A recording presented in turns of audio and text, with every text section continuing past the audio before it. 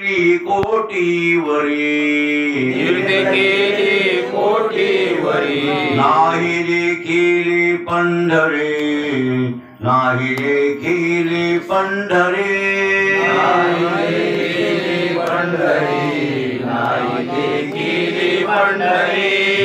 त्याचे जालेपण त्याचे जालेपण न देखेची समचरण न देखेची समचरण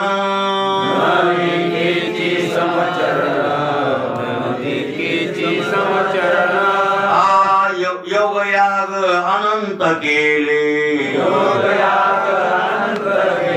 नाही समचरण देखिले नाही समचरण देखिले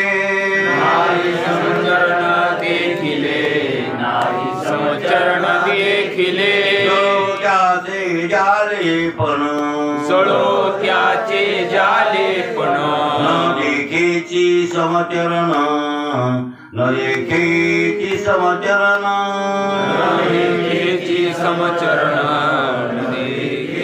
समचरण तुका म्हणे विठ्ठल पायी विठ्ठल पायी तुका म्हणे विठ्ठल पायी अनंत तीर्थे घडली पायी अनंत तीर्थे घडली पायी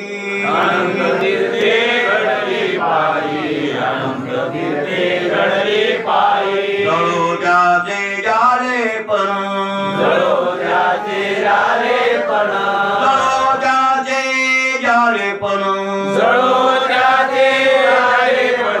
न देखेची समचरण न देखेची समचरण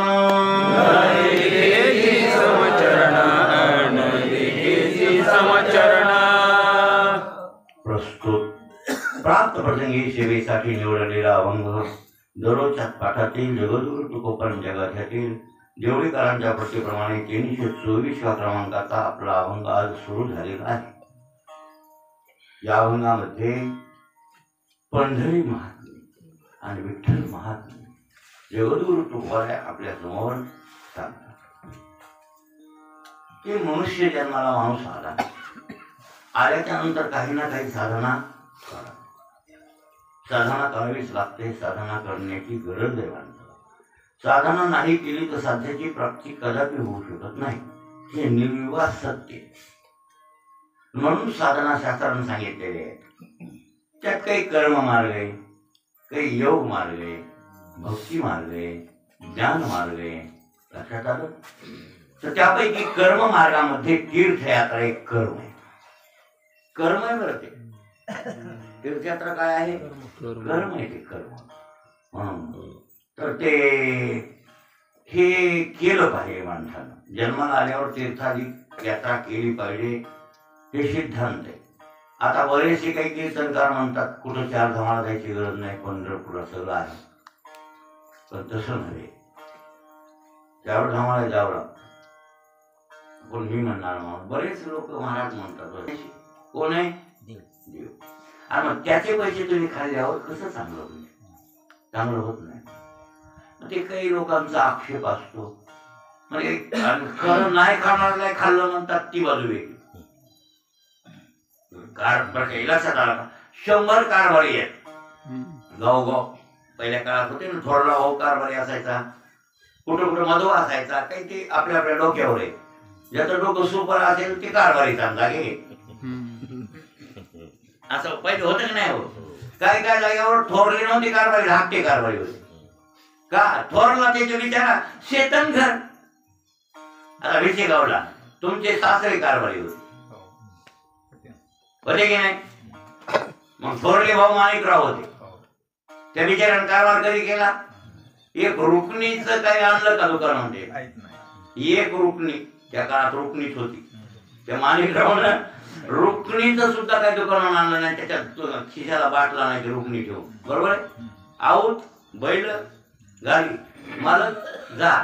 ते मालक म्हणत होते काही थोरले होते, त्याला मालक म्हणत होते काही.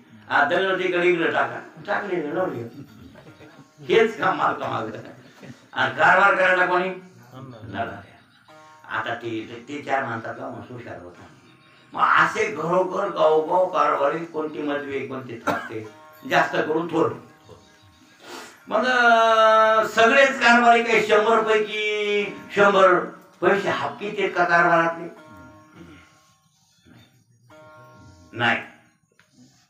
इमानदारीनं रुपयाला रुपया वाटून देते. असे 50% नाहीत का कारभारी? एवढे पैसे, एवढी इस्टेट आहे की आपल्या चौघाची. हे बघा आता हे असे हे शेत तुम्ही कोणता घ्या, मला राहील ते ठेवा असे म्हणणारे नाही त्या जगामध्ये. 1 रुपयाचा बट्टा लावून न घेणारे 50% कारभारी तरी विकेच नाही. 50% बट्टे बाद धरा. तरी पण कारभाऱ्यानं खाल्लं म्हणल्याशिवाय काय म्हणणे तुमचं? त्यानं किती नाही का कारभार करू द्या. मागाचे भाऊ कोणी त्याचे पोरं पुतणे नातू पण नाही हो, त्याने खाल्लेलं आहे. 7 पिढे पहिलं म्हणून त्याचं बरं आहे. आमचं घसरलं ना, आमच्या बापात येते, बापाला दिलं नव्हतं वाटून बरोबर म्हणतात की नाही. तुझ्या बापाला नीट व्यवहार करता आला नाही हे सांगत नाही पोट. तुझ्या बापाला आय काय वे काय कोष्टक नाही कळलं. आय काय बर काय बाळू मसाला घे, कुठं काय कर, करू नको, ते लग्न होत गाव द्यायचे. खर्ची केले हे नाही, खर्ची कसे बाबा मी बघतोय उगत त्याचा हातले ढिला आहे. मी सांगायला याला जपून वागत नाही. आपले 2-3 पोरी लग्नाचे आहेत, आपल्याला जपून जपून वागावं. कलर पोरी घराच्या बाहेर घालाव्या. तर वाडा बांधायची गरज नाही. खाय पुरतं राहाय पुरतं आहे की तुला? राहाय पुरतं आहे, खाय पुरतं आहे. आपल्या गावड्या लग्नाच्या बाहेर काढल्या की मग वाडा बांध का काय विकर वायू असं आपलं काम हवं. तुम्ही काय म्हणाल त्याला? आय काय आणि वे काय, उत्पन्न किती, खर्च किती व्हायला, याचा ताळमेळ ठेव. त्याच नाव आहे आयवे. सुखी जीवनाची गुरु केली नाही भाऊ. कशी सुखी जीवनाची? एक माणसं हुशार हो, एका बायकोची बाय हुशार. मी म्हणलं सुखी जीवनाची गुरु केली. एक ग्रंथ, एक पुस्तक आहे. ती म्हणली घ्या की मग. बाई तुम्हाला काय गरज नाही, आमचा फराणा पोरगा वाचते. आता तुझ्या पोरगा मराठी वाचता येत नाही का? हे संस्कृत वाचते होय. तुझ्या बाईनं मागत लावला नाही हो वाचते यार. नाही बाई त्याला तुमच्या पोराला मराठी येते नाही कशी म्हणा म्हणलं. मराठी येते म्हणलं, त्याला संस्कृत नाही येत. मला काही नाही देण्याबद्दल, पण ते नाही येते त्या न्यायला म्हणलो. दिलं पुस्तक.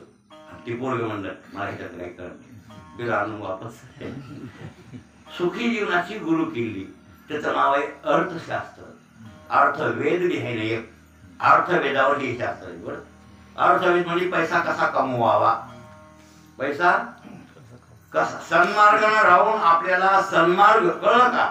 तसं तो मुंड्या मोडून किती कमी येते दाबादाबी करून ते नाही करायचं. दाबादाबी न करताही व्यवस्थित आपला सोख व्यवहार ठेवून पैसा कमवा. 2 पैसे घरस्थान कमवावे लागतात. असं सुखी जीवन जगता येते. अशी गुरु केली आहे, अशी गुरु केली शिकली. मग आय काय वे काय? आय काय म्हणजे उत्पन्न काय आणि खर्च काय हे कोष्टक कळलं पाहिजे म्हणतात.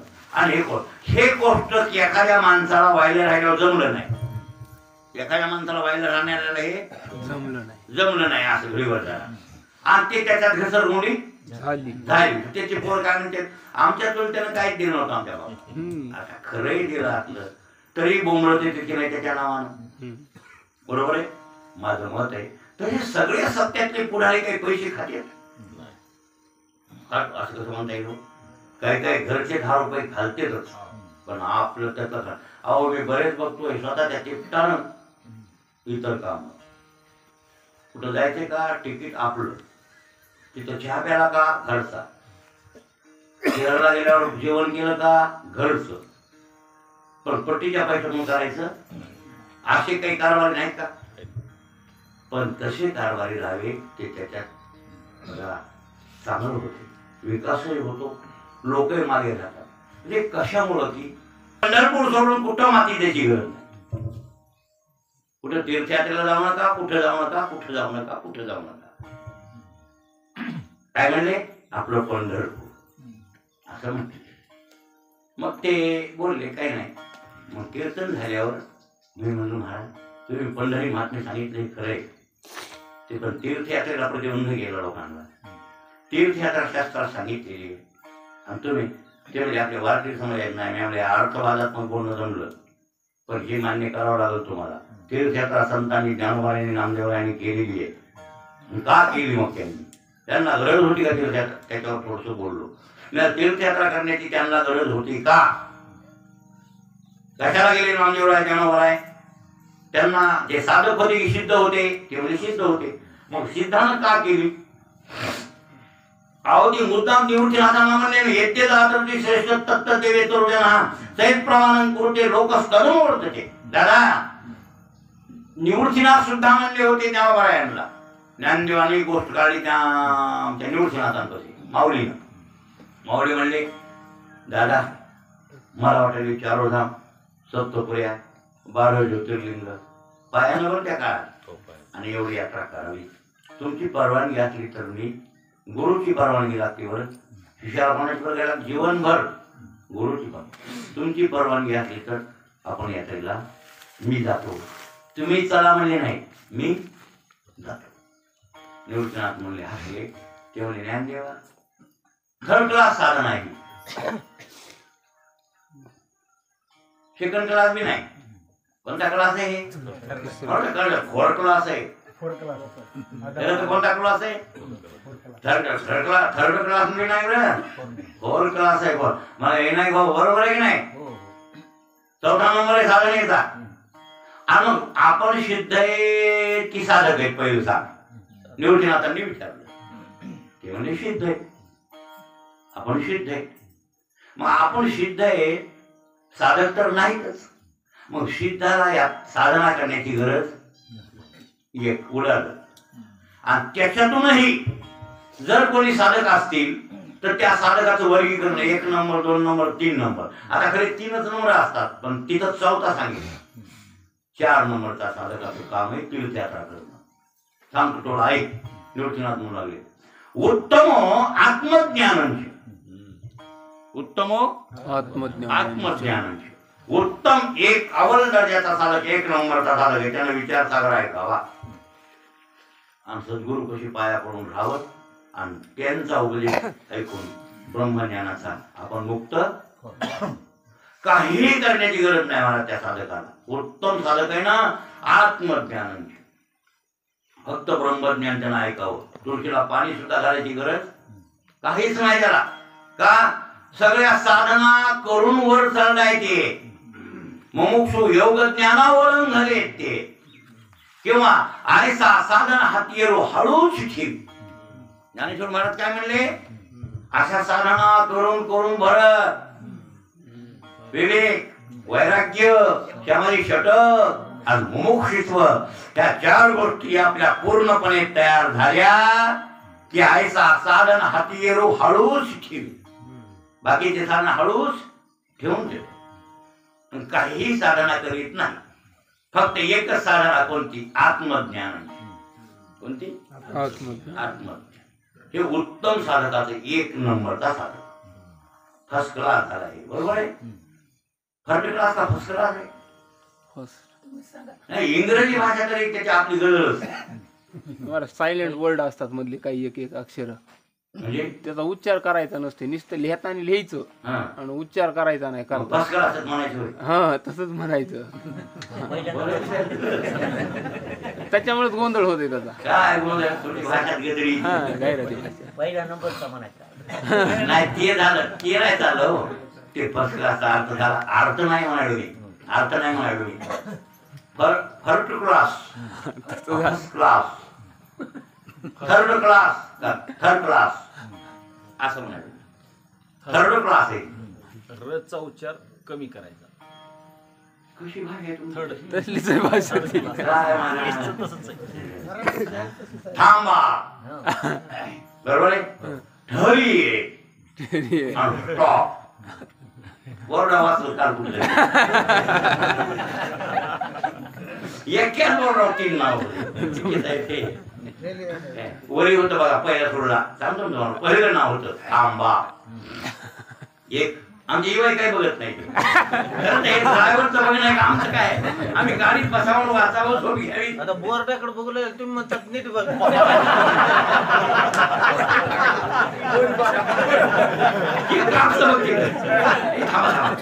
लोकांनी का कुठला बाबा कोणी बघ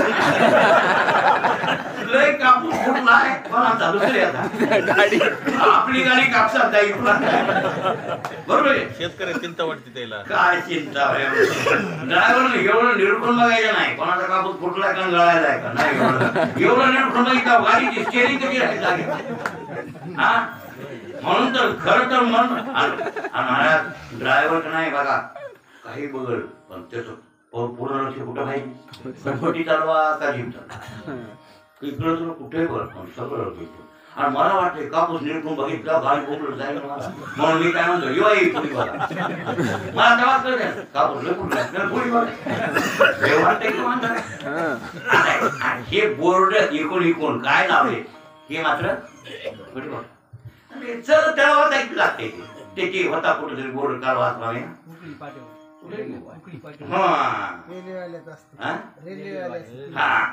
थांबा त्याच्या खाली ठरी आहे त्याच्या खाली स्टॉप जसं समजा भाषा तसं भाषा तीन भाषा त्याला वापरल्या मराठी कळते त्याला थांबा जरा हिंदी कळते ठैरी म्हणजे हे कशासाठी म्हणजे आपलं चाललंय उत्तम साधक आहे भास्करा असं म्हणा एक नंबर आपल्या भाषेत एक नंबर. मध्यमा ध्यान धारणा मध्यमा ध्यान धारणा मध्यम साधकानं ध्यान धारणा करावी मग काय. आणि तिसऱ्या नंबरचा अधम साधक आहे मूर्तीपूजांचे अधमा मूर्तीपूजांच्या पांडुरंगाची मूर्ती पुढे बांधायची हरिद्राम समर्पयामी कुंकुम समर्पयामी काय म्हणायचे ते पूर्वपीठिकेचे सगळं मंत्र व्यवस्थित म्हणून. आणि मग त्याच्यावर कसं सांगितलं बरं काय पहिल्यानं आव्हानार्थम अक्षराम समर्पयाम म्हणजे पहिल्यानं देवाला बोलवायचं असेल तर काय टाकायचं आधी तांदळाच्या अक्षता टाकायचा मंत्र म्हणून देवा तुम्ही इथं या लक्षात आणवा.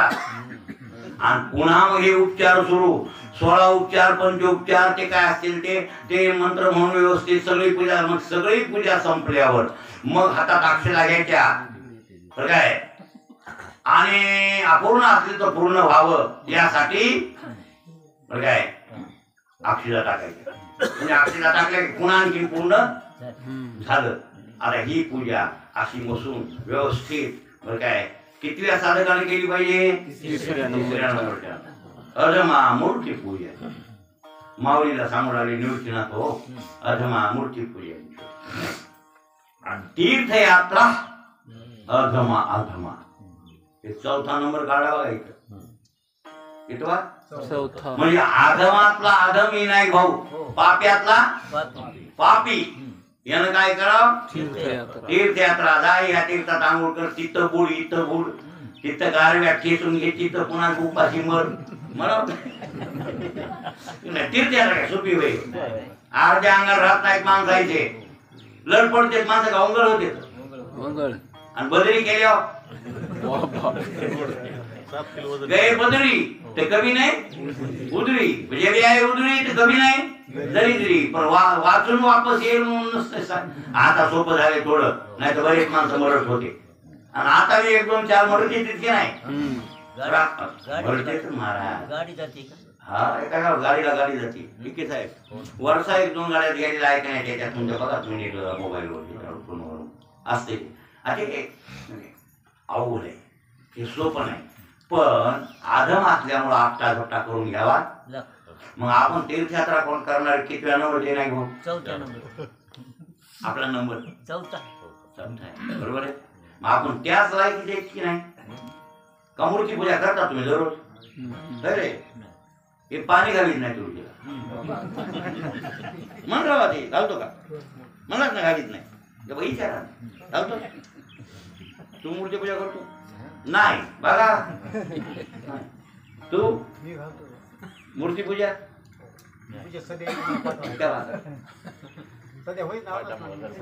उलस करावंच लागते. आता मी दररोज माऊलीची तुकाराम महाराज पांडुरंग त्याची तिन्हीची पूजा रोज करतोय मूर्ती करतच नाहीत आपण. म्हणजे आपण खरं तर आदम साधकापेक्षा खाल्लेच आहे, म्हणजे आणखीन आपण यात्रेला गेलोच पाहिजे. आता त्याचा अर्थ असं कळलं का? म्हणजे आदम साधकाचं काम आहे तीर्थयात्रा करणं. आणि तू तर ज्ञानदेवा सिद्ध आहेस म्हणायला, आणि तर आदम साधकाची साधना कशाला करायची? आदम साधकाची साधना कशाला करायची?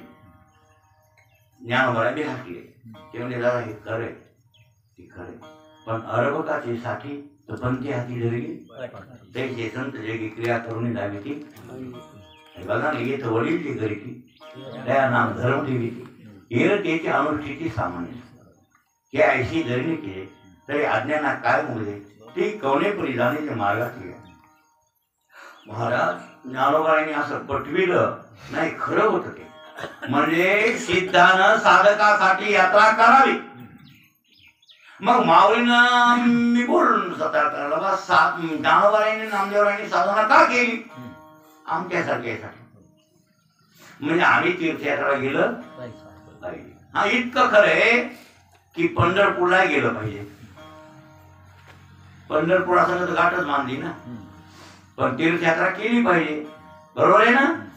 आता तीर्थयात्रा केली चारोधाम सप्तपुर्या 12 ज्योतिर्लिंग आणि काय काय म्हणणारे असे पट्टे. आता माझं सगळं, आता मला कुठं जायची गरज. आणि म्हणते की नाही, तुमचे दादा म्हणले होते मला, तुमचे दादा त्याला भूषण वाटत होते यात्रा केल्या. मला म्हणले आता महाराज तुमच्या माया आता काय नाही बघा, मग 4 धाम झाली सप्तपुर्या सगळं काय झालं. मान म्हणजे आता मावदही झालं, आता सगळं झालं, आता काही करण्याची मला गरज नाही. आणि आमच्या वावरात म्हणले तिकून एक पाडा आलाय, तिकून एक पाडा आलाय, तिकून एक पाडा आलाय, त्रिवेणी संगम इथं आंघोळ करीत बसली. धन्यता मानली घालायची ना. आता काय करायची गरज नाही. नाही नाही नाही असं नाही बाबा, असं नाही. हे निसतं तुम्ही तर पहिले आणखी अंगणवाडीतच यात्रा केल्यानं भाग्याची झाली असं तुम्ही म्हणता. आता शिक मार्गाला आणि बरोबर आहे महाराज. आमच्या यात्रेपासून कोठाळची सोडती वाढली. कोठाळ आम्ही पहिल्यानं भागवत केलं. कुत्रो येत होत आहे काय, हे नरवडीचे धाकाचे येत होते. नरवडीचे तुमच्या गावचे तिकडे ऐकाय आता बी सत्यात त्याच्यामुळे कसं ते भागवतात बरं वाटायचं. काय म्हणणं कोठाळची लोक निष्ठे कामदार स्वतः घ्यायचा, कोणी कुत्रा ऐकायला नाही. कोणी महाराज 1-2-4 असायचे बाबा. मागून माझ्या संग यात्रेला आले. कोटाळ बरंच होतोय पहिल्या, म्हणजे पहिल्याला भारी झाली 4 धाम, त्यावेळेला जास्त कोटाळ असायचे बघा. एक गाडी कोटाळ्याच जुळत होती, एक गाडी ठासून कोटाळची. जवळजवळ बऱ्याच लोकांची यात्रा झाली. आणि मग त्या यात्रे नाव घ्यायला ह्या तीर्थात त्या तीर्थात बुटकुल्या घालून आणलं आपटापटी करून. आपटापटी काय जरा मला वाटते आंगडी निघाली काही निघाला जरा. आणि तेव्हापासून हे श्रोते वाढले. आता मात्र कोटाळ्यात भागवत करायला श्रोते बरेच येतात श्रोते. हो नरवाडी जवळ येतात, नरवाडीचे तिकडे येतात 4-2 जातात. पण त्या गावचे सुद्धा खूप श्रोते. सांगा लागली की नाही मार्गाला? कशामुळे लागली? यात्रेमुळे. यात्रेला नेली नसते ते येत नव्हते दुसऱ्याचा मंदारला. कळलं? म्हणजे ही अशी साधना ही करावी, त्याच्यामुळे ही प्रवृत्त होतात परमार्थामध्ये आणि हे केलं पाहिजे. आता यात्रा केली हो, चारोधाम यात्रा केली, तरी पण पंढरपूरला गेलं का? महाराष्ट्राचं मुख्य दैवत पंढरपूर आहे. आणि नव्हे ब्रह्मांडाचा नायक पंढरपुरात, ब्रह्मांडाचा नायक. नामदेवरानं सुद्धा हे मान्य केलं. नामदेवराय म्हणले मला ज्ञानोबारायांना तुम्ही तीर्थयात्रा आली, मला नकोच म्हणले. कारण काय माझी निष्ठा ही आहे की पंढरीशिवाय क्षेत्र नाही, पांडुरंगाशिवाय दैवत नाही, चंद्रभागेशिवाय मला तीर्थ नाही, आणि पुंडलिकरायाशिवाय संत नाही. मला कुठं नेऊच नका माऊली तुम्ही. पण ती माऊलीला न्यायचं होतं नामदेवरायला. हट्टानं पांडुरंगाकडे मागणी मागून नामदेवरायला यात्रेला घेऊन गेले आणि त्याच्याकडून यात्रा करून घेतली. पण खरे महाराज पंढरपूरचा पांडुरंग ब्रह्मांडाचा नायक आहे, ब्रह्मांडाचा. हे लक्षात ठेवा. बद्रीला नारायण आहे का तेच नारायण पांडुरंग. लक्षात आलं. रामेश्वरला रामनाथ आहे का तेच इथं कोण आहे पांडुरंग आहे. काशीला विश्वनाथ आहे का तेच इथं कोण आहे पांडुरंग आहे. जास्त बोलणं. जगन्नाथ असो का द्वारकेचा कृष्ण, द्वारकेचा कृष्ण तर आलायच इथं. काय पुंडलिकाच्या भावार्थ तो गोकुळा म्हणे किंवा द्वारकेचे केने आले याची ठायान पुढे भक्तराया शोधवित द्वारकेच केन आहे. म्हणून आमचे डोंगरेजी महाराज म्हणत होते नाही नाही नाही पांडुरंग आपला कृष्ण निजधामाला गेला नाही. काय काय ते हरे कृष्णवाले म्हणते कृष्ण निजधामाला गेले नाही गेले नाही गेले. मग कुठं आले एवढे पंढरपुराचे काय नेनो ब्रह्ममार्ग चुकले ओळे पंढरपुराचे आले. भक्त पुंडलिकेने केले उभे केले विठेवर. तो हा विठोबा नेला. भवाळ लोक मानित नाही पांडुरंगाला भवाळ लोक मानित नाही मानित नाही. ते म्हणजे ते भगवान कृष्ण निजामाला गेले हे आम्ही पांडुरंग मानित नाही नाही मानित. पण बाकीचे डोंगरेजी महाराज काय ते मधुरा भक्तीचे लोक नाही नाही नाही नाही नाही ते निजामाला गेला नाही पांडुरंग जगत कृष्ण. कुठं आला रुक्मिणी रुसली इकडं आली दिंडीरे म्हणा आणि तिच्या मागे गेली आला आणि पुंडलिकाने त्याला विटेवर उभा केलं. बरोबर बरोबर आहे. आणि असं वर्णन आपल्या तुकोबाऱ्यासारख्यांनी केले की कृष्ण आणि कृष्ण म्हणजे पांडुरंग आहे ना 100%. श्रीकृष्ण म्हणजे कोण पांडुरंग. पांडुरंग विचार श्रीकृष्णच आहे नव्हे. ती उत्तर द्वारका आणि ही दक्षिण द्वारका कोणती.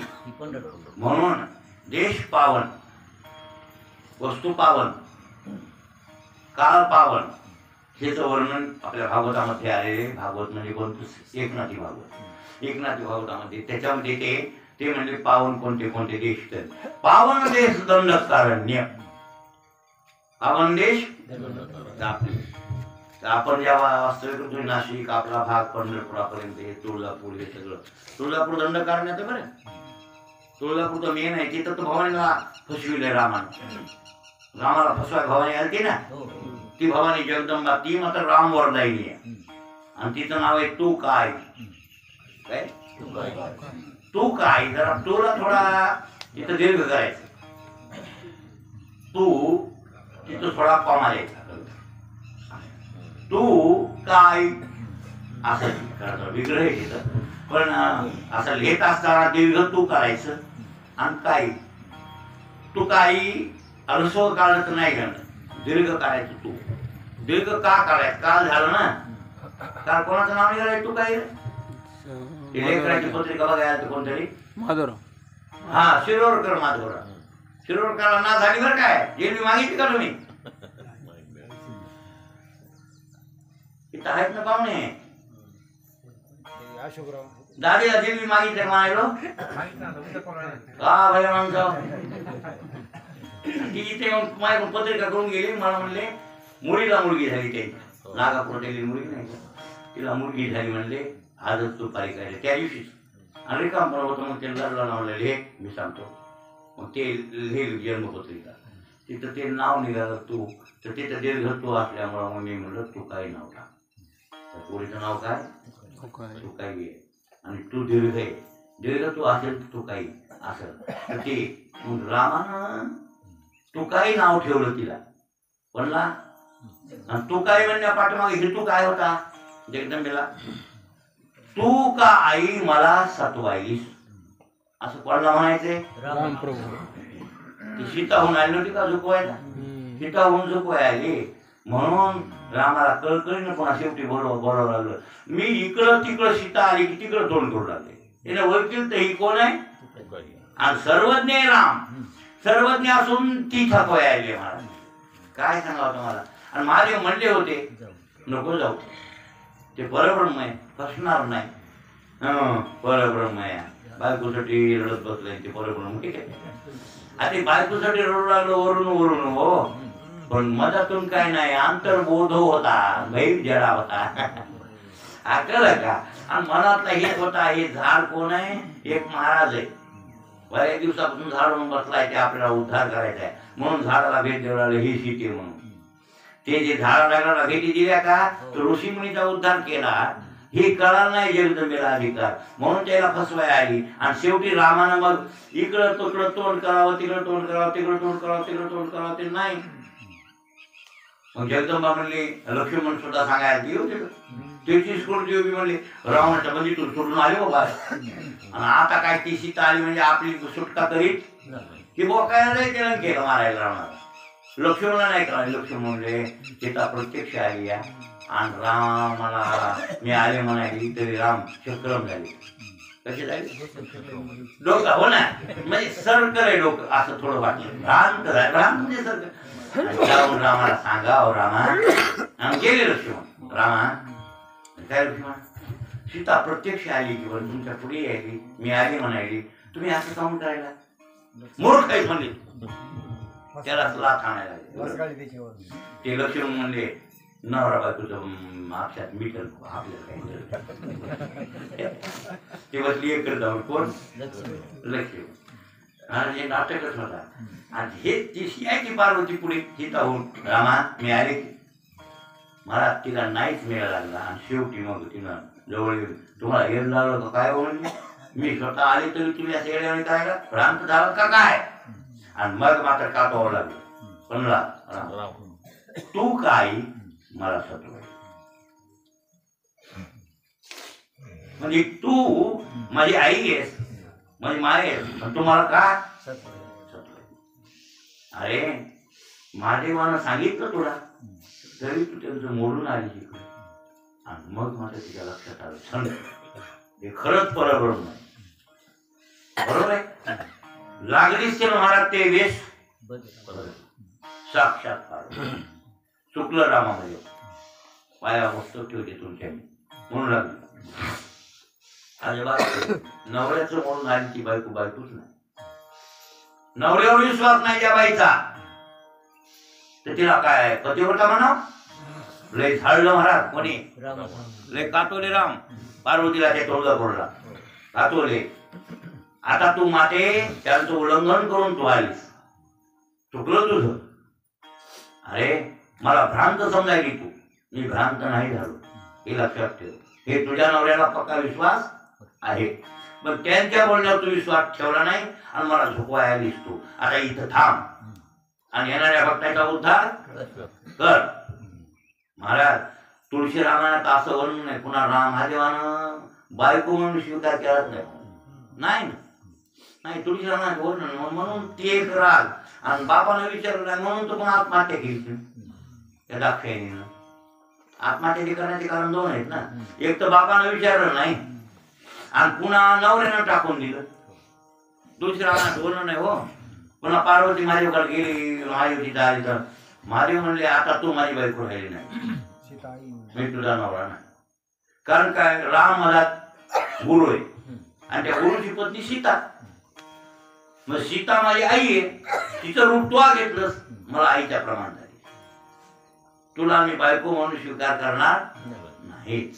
टिकून बी गेली, टिकून बी गेली, आणि म्हणून तिने आत्महत्या केली. असं वर्णन तुळशी रामायणात आलेलं नाही. बरोबर, म्हणजे एकंदरीत हे सगळं आपलं हे भाग आहे का दंडकार. आणि जिथं रामाचे पाय लागले ते दंडकारणी कसं आहे, म्हणून पावन देश दंडकार. जेथे लागले श्रीराम चरण, मथुरा गोकुळ वृंदावन परम पावन ब्रह्मगिरी. मथुरा गोकुळ वृंदावन का कृष्णाचे पाय लागले, तिथं कृष्णानं लीला केल्या म्हणून ते देश एक पावन आहे. बरोबर आहे. हा, आणि हे नाशिक त्र्यंबकेश्वर ब्रह्मगिरी हे पावन देश आहे, पावन. आता बरं काय, पावन पांडुरंग क्षिती आलं नाही ते भागवतामध्ये. पावन पांडुरंग म्हणजे पावन आहे पांडुरंग क्षिती, म्हणजे पांडुरंगाच्या खालची माती ती परिसर कोणता, पंढरपूरचा. बरं काय, पावन पांडुरंग क्षिती जी का दक्षिण द्वारा होती, त्या दक्षिण द्वारका म्हणतात. म्हणला पंढरपूर दक्षिण द्वारका आहे, उत्तर द्वारका ती गुजरात मधली, ही आपली दक्षिण द्वारका आहे. बरं काय, जेथे विराजे विठ्ठल मूर्ती नामे गरजे ती पंढरी. तिथे विठ्ठलाची मूर्ती उभी आहे. नाथ महाराज म्हणतात नावानं तिचं नाव पडलं पंढरी पंढरी पंढरी. मग असे कोट्यावधी तुम्ही तीर्थ केले रे, तुकाराम महाराजांचं म्हणणं आहे किती कोट्यवधी. हा लय देशात तीर्थ पकडायचं. एका एका जागावर कितीतरी तीर्थ आहेत. त्या रामेश्वराच्या मंदिरात किती तीर्थ आहे? किती तीर्थ आहेत रामेश्वर मंदिरात? हा 22 आणि तितक्याच्या आंघोळ बघितला करतात ना तुम्ही? करते बाबा, मी नाही केली. तुम्ही केले? बकर तुमची धुवाधुवी झाली हो. मग किती गेला हे महत्वाचं.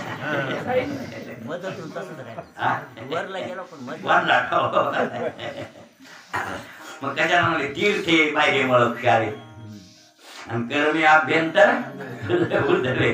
महाराज अशा आंघोळ्या केल्या तीर्थाच्या सगळ्या. तुकाराम महाराज म्हणले तीर्थे केली कोटीवरी, पण पंढरपूर या पट्ट्यानं पाहिलं नाही. काय हो काय हो, तीर्थे केली कोटीवरी तर नाही केली. काय उपयोग बाबा तुझा? किती तीर्थयात्रा गेला, चारोधाम केले काय, सप्तपुऱ्या केल्या काय, 12 ज्योतिर्लिंग केली, कुठं आपण आला असतो. आणि या पंढरपूर आणि काय गुण आहे की महाराज कलियुगामध्ये शोकाचार्य म्हणजे होते लोक जवळल्या तीर्थाला जाणार नाहीत, लांबल्या तीर्थाला जाणार. जवळल्या देवाच्या पाया पडाय, लांबल्या तीर्थाला पाया पडाय, लांबल्या.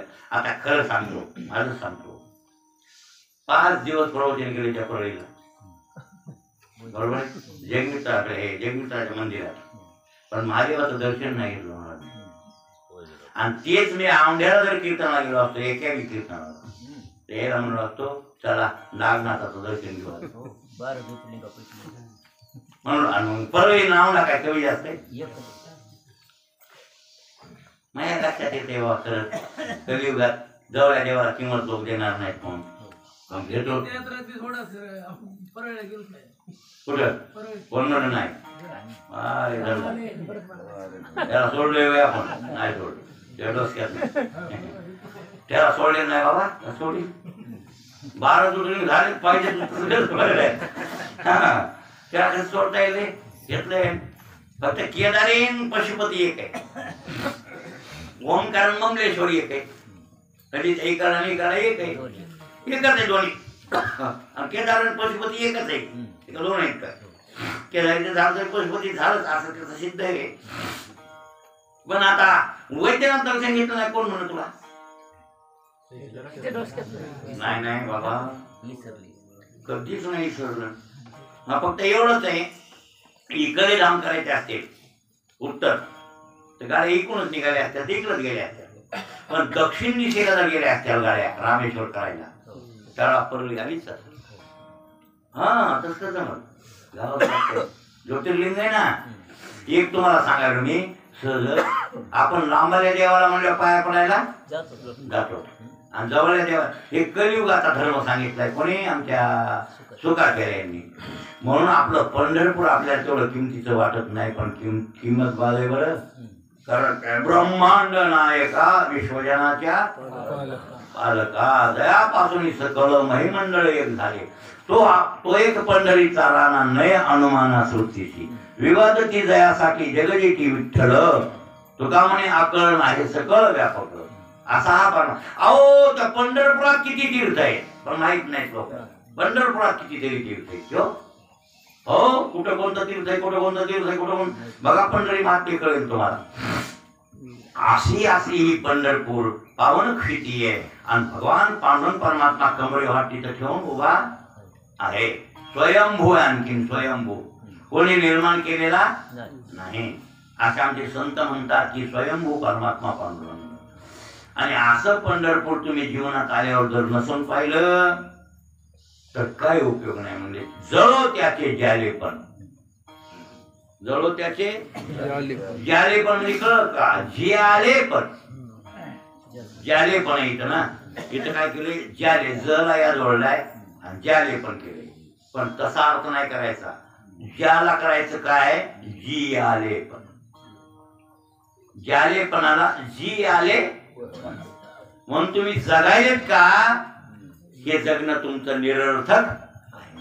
जळो त्या जिंदगीला तुमची आग लागो. अखेर तू कोराय म्हणाय बाई नाही भाऊ हो मग तुम्ही तर काय बा महिन्याला भरले हो हा? महिन्यात वर करते या या या या पंढरीचे वारकरी ते अधिकारी मोक्ष्याचे हो हो तुम्ही वारकरी मोक्ष्याचे अधिकारी आहेत तुमच्या पाया पडायला हरकत नाही ना नाही हो या. आधी हो म्हणेल पुन्हा नाही म्हणेल वरूनच म्हणायचं. हा? वरून नाही मनातून नाही पण नाही, पुढे येईल ना ते पंढरीची बाई आहे ना पण काय तीर्थे केली कुठीवरी तर नाही केली पंढरी म्हणून किती तीर्थयात्रा करायला पण पंढरपूरची वारी आपली गाड बांधलेली गाड बांधलेली कळत असं समजा विश्वनाथ काशीचा द्वारकेचा कृष्ण जगन्नाथ कोणी रामेश्वर काय असतील ते आपले देर भाई कोण देर भाई आणि पांडुरंग नावड गाठ कोणासंग बांधली आहे पांडुरंग पांडुरंगाने गाठ बांधली पण बाहेर देरायला जीव वाढायला काय अडचण का नाही वाढत नवऱ्याची भाऊ इतकी होती असं करीत ते धोतर कुठं बापरे का नाही धावे तसं काम आहे बाकीचे दैवत आपल्याला अमुख्य आणि पंढरपूर आपल्याला वार करायला मुख्य इतकंच पण गेलं पाहिजे यात्रेला पण जाऊन पंढरपूरला कमी कमी लेखायचं विशेष पंढरपूर आहे आता इथं पंढरीचं महात्म्य बोलायला सांगायचे तर काय म्हणून आपण त्याचा उद्या विचारांची करू हो असं पंढरीचं महात्म्य चालू आहे आता ते आणा